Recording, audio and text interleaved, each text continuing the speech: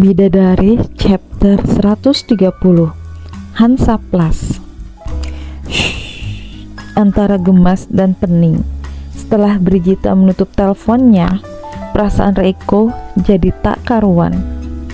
Ada lagi tidak yang kamu butuhkan? Tapi meskipun hatinya sedang tidak jelas, Reiko masih berusaha fokus pada apa yang ada di hadapannya. Tak mengumpat, tak menunjukkan sikap apapun yang membuat Aida berekspektasi negatif. Tidak ada, Pak. Aku gak butuh apa-apa, termasuk ke kamar mandi. Aku hanya ingin tidur. Jadi tidur yang kamu lakukan setiap pagi, makanya kamu gak perlu keluar dari kamar pagi hari. Wajar pertanyaan itu diberikan karena Aida juga tahu Reiko pasti memperhatikannya di CCTV yang tak pernah keluar pagi hari. Iyalah, memangnya saya harus menunggu Bapak berangkat kerja dulu, lalu menunduk, mengatakan selamat jalan, dan menghormati Bapak juga kekasih Bapak, gitu. Tentu saja jawabannya adalah gelengan kepala Reiko. Brigita tidak suka kamu ada di hadapannya, jadi sebaiknya menyingkir dan bersembunyi saja kecuali memang terpaksa. Dipikirnya Aida senang apa melihat Brigita? Tak sama sekali, tapi dia sudah mengangguk pelan tanpa mengomentari Reiko. Kali ini tidak ada perlawanannya. Bagus kalau kamu sudah paham. Ada beberapa yang harus aku kerjakan dulu di ruangan kerjaku pagi ini. Reiko bicara sambil melihat jam tangannya sebelum dia kembali menatap Aida. Sejam atau 2 jam sekali aku akan kembali. Kalau kamu butuh apa-apa, tunggu saja dulu ya.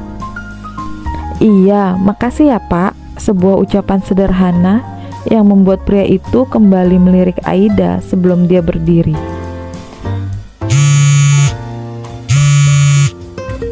Tapi telepon yang bergetar memaksa Reiko untuk mengangkatnya lagi, melupakan apa yang ingin dikatakannya. Selamat pagi Pak Roy. Roy, jadi dia punya teman juga yang namanya Roy. Ingin tertawa Aida ketika melihat Reiko yang menyebut nama itu, tapi dia menahan dirinya tentu saja. Tak ingin mengganggu telepon itu. Oke, kalau begitu kita akan mulai 15 menit lagi. Saya akan segera ke ruang kerja saya dan kita akan melakukan Zoom meetingnya. Tak tahulah apa yang ingin dilakukan Reiko di ruang kerjanya. Jadi Bapak kerjanya di rumah? Sontak pertanyaan ini pun diberikan Aida. Ya iyalah, kalau aku kerja dari kantor, kamu gimana di sini? Gak mungkin kan aku pulang setiap sejam atau 2 jam sekali? Ya jangan nyolot juga kali Pak, kan tadi saya nanya doang. Reiko hanya mencebik mendengar Aida yang sudah senyum-senyum bibirnya, sambil dia mau mengangkat meja lipatnya dan membawa ke dapur. Namun, Pak, Aida kepikiran sesuatu. Apa? Secepat mungkin Reiko menatap Aida. Boleh nggak kalau saya duduk di depan sana? Saya pengen duduk di depan Pak, di teras yang dekat kolam renang itu. Tapi tempatnya nggak yang panas ya. Tapi aku nggak pernah lihat kamu duduk-duduk di sana. Ya karena saya malas keluar kamar pagi-pagi kalau Bapak sama Ratu Lebah ada di sini. Padahal saya sudah lama juga menunggu ingin duduk-duduk di sana. Aida menceritakan yang sesungguhnya. Ya sudah, ayo, membuat Reiko meresponnya cepat. Beneran gak apa-apa Pak. Pria itu tak jadi membawa meja lipat ke dapur, justru malah menggendong Aida yang sudah menggenggam handphonenya dengan telapak tangan masih terbalut perban. Memang kamu mau ngapain di sana? Reiko sedikit kepo ketika dia berjalan menuju ke tempat yang diinginkan oleh Aida. Oh, saya sudah lama kepengen banget telepon Lingga. Saya mau nunjukin kalau saya lagi santai di sana pagi-pagi gini sambil lihat pemandangan kolam. Pasti dia iri sama saya. Hah, aku kira kamu mau ngapain? Pamer ternyata. Iya, Aida mengangguk dengan senyum berkah di bibirnya. Ya, namanya juga pertama kali kan Pak, saya kerja di rumah orang kaya kayak gini. Seru aja gitu kalau bisa ngerjain adik saya. Pasti adik saya iri. Hehehe. Halah, bocah. Hanya itu yang keluar dari bibir Reiko ketika menundukkan Aida di satu kursi. Jelas dia memanggil Aida bocah. Perbedaan umur mereka memang terlalu jauh, dan saat Reiko sudah mulai mengerti bagaimana hidup di dunia dan beranjak dewasa, di situ Aida masih baru brojol. Pak, saya nggak mau duduk di sini, di sebelah situ aja tuh. Aida memilih kursi yang sedikit jauh dari pintu masuk yang tadi mereka lewati.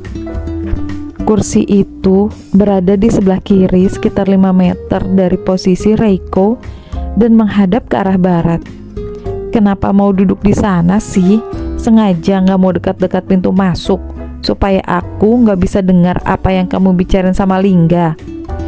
Di netting, protes Aida. Karena kan kalau aku di sini nanti gelap Pak teleponnya. Kalau di sana itu kan pas tuh sinar mataharinya kan ada di belakang aku. Jadinya kan kelihatannya bagus. Masuk akal. Reiko tidak lagi mengomentari dia, membiarkan Aida duduk di tempat yang diinginkannya. Mau dibawain makanan atau cemilan gak? Boleh memangnya Pak. Dengan wajah yang berseri-seri, Aida langsung menanyakan ini. Begitu bersemangat dirinya bicara. Ya udah, bentar aku ambilin.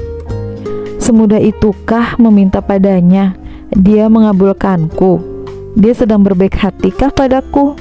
Aida hanya berbisik dalam hatinya saja ketika dia melihat Reiko yang sudah memunggunginya berjalan masuk. Tapi orang itu tetap saja menyebalkan. Tidak ada bagus-bagusnya walaupun dia baik padaku. Dia membuatku terperangkap dalam situasi yang sulit. Dan saat berpikiran ini, Aida teringat sesuatu. Pak, kerudung saya ketinggalan di kamar. Cuman ada kamu sama aku di apartemen ini, gak usah pakai kerudung. Dan itu yang dikatakan Reiko sebelum dia menutup pintunya, membuat Aida juga melengos, sengaja menjatuhkan rambutnya di sebelah kanan supaya tidak terlihat dari arah pintu, dan matanya menatap ke arah sebelah kiri, jauh menembus sebuah cakrawala yang ada di hadapannya dengan warna biru terlihat cerah dihiasi beberapa awan yang ada di sekitarnya, seakan bergerak pelan dan menenangkan mata siapapun yang menatapnya. Tahukah kamu Aida, kalau langit tidak akan pernah menyatu dengan bumi? Dan senyum pun kini tersemat di bibirnya, sebuah senyum yang tak menunjukkan kebahagiaan.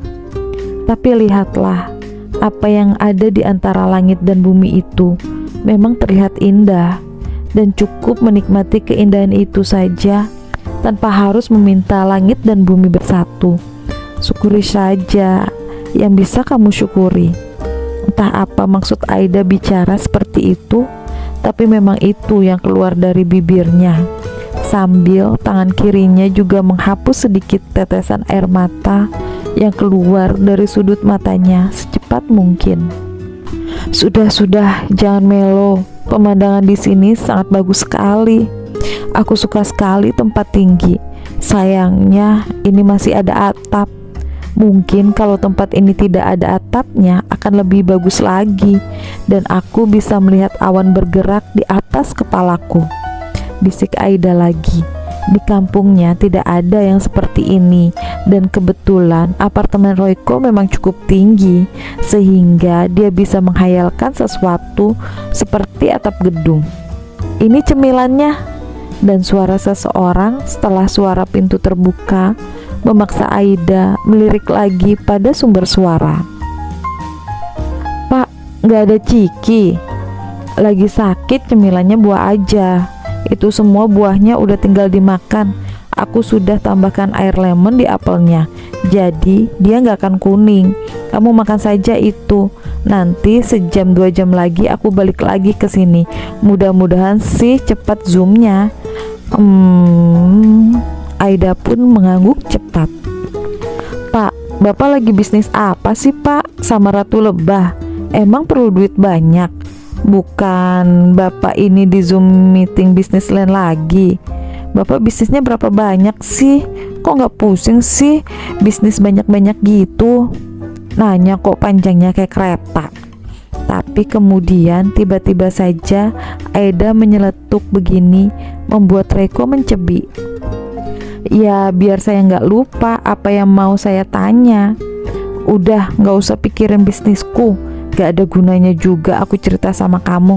Makan saja itu, seru Reiko sudah mau membalikan badannya dan pergi. Pinjam aja Pak uangnya sama kakek Adi Wijaya. Kakek itu kan baik kalau kita bicara baik-baik. Jadi Bapak gak usah repot-repot cari pinjaman. Lagian kalau cari pinjaman tuh bunganya tinggi. Reiko malah geleng-geleng kepala dan melirik Aida. Kakek tidak akan pernah membantuku sampai kapanpun.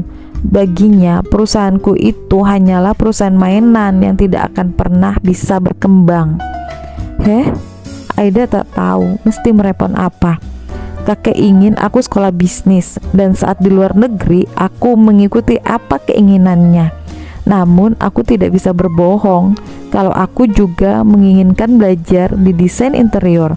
Makanya aku mau ngambil 2 program studi sekaligus. Wow, berarti Bapak pintar juga ya. Dan apa di sana Bapak ketemu sama Ratu Lebah? Dia bisa kuliah karena ada beasiswa, dan kondisi ekonominya memang bukan dari keluarga mampu sepertiku. Dia sangat pintar, dan pertama kali aku bertemu dengannya, aku tidak menyangka bahwa ada perempuan yang menggeluti desain interior bisa sepintar dia. Bahkan beasiswanya tak pernah putus. Dia menunjukkan kehebatannya padaku yang membuatku terpukau. Oh, keren banget Pak. Harusnya Bapak berusaha lebih keras untuk membujuk kakek. Sudah, tapi kakek tetap tak menyukainya. Reiko menghempaskan nafas kasar. Aku dan Brigita punya perusahaan bersama untuk membuktikan pada kakek kalau kami bisa bertahan.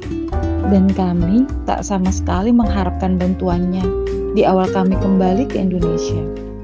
Dan semua yang ada di apartemenku ini adalah desain yang kami buat. Beneran, Pak? Mungkin dia melihat wajahku sangat antusias, tapi kenapa ada rasa panas dalam hatiku? Bisik hati Aida yang bahkan bibirnya tersenyum, seakan-akan ingin tahu cerita itu lebih lanjut. Reiko pun mengangguk cepat. Tapi sayangnya perusahaan kami sulit berkembang karena modal masalah utamanya, dan kakek menghalangi. Dia memintaku kembali ke perusahaan keluarga. Aku tak ada pilihan selain mengikutinya. Jadi Bapak tinggalin perusahaan Bapak? Enggak, aku berusaha mencari kolega dari rekanan Adi Wijaya, dan aku dapat beberapa mitra, sehingga aku bisa menunjukkan pada mereka semua kalau kami memang kompeten. Di sini pun Aida menganggukkan kepalanya lagi. Tapi apa kakek Bapak masih belum tergugah? Dan gelengan kepala kini terlihat jelas dari Reiko. Kakek tetap tak setuju dengan hubunganku bersama Brigita, dan penentangannya keras hampir menghancurkan perusahaan itu. Dan kakek baru melunak setelah aku memutuskan menerima tawarannya untuk menikah denganmu. Jadi, Bapak menikah dengan saya untuk menyelamatkan perusahaan itu juga? Tentu saja, Reiko langsung mengangguk cepat, masih dengan tatapannya yang mengarah pada Aida. Dengan satu syarat, perusahaan itu tak boleh dihancurkan dan aku menyerahkannya kepada Brigita. Jadi, sekarang itu perusahaan miliknya. Lagi Reiko mengangguk. Karena itu adalah hidup Brigita, itu adalah impian kami, dan itu yang harus aku perjuangkan untuk tetap berdiri. Jadi ini kesimpulan kenapa Bapak tak mau pinjam modal pada Romo Adiwijaya. Di sini Reiko membuang wajahnya sambil geleng-geleng kepala tanpa dia mengangguk. Gak ada guna aku cerita sama kamu. Reiko juga tak tahu kenapa dia malah menceritakan ini semua. Tapi saat ini dia sudah melihat ke arah jam tangannya dan mengetuk-ngetuk jam tersebut dengan matanya melirik pada Aida. Aku mau Zoom meeting dulu ya.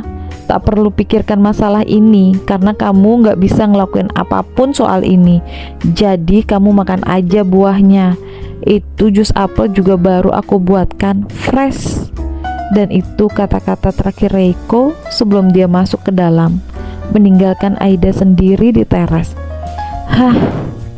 Aida tersenyum, entah apa maksudnya, sambil matanya pun mengarah pada sesuatu yang ada di bawahnya. Dia pasti motong ini buru-buru. Tadi tangannya pakai hansaplas kan? Bisik hati Aida yang memang melihat jelas saat Reiko menyuapinya tidak ada luka di jari telunjuk tangan kanannya. Tapi tadi saat dia membawakan apel, memang ada hansaplas berwarna coklat yang melingkar di ujung jari itu, membuat dirinya tersenyum getir lagi sambil menghapus setitik air matanya. Tidak boleh menangis karena di sini ada CCTV, bisik hatinya lagi. Untung saja rambut Aida panjang sehingga dia bisa menutupi gerakan tangannya di matanya, dan kini sudah tersenyum sambil memegang garpu yang ditusukkannya pada apel. Daripada bete sendirian, sebaiknya aku teleponan saja.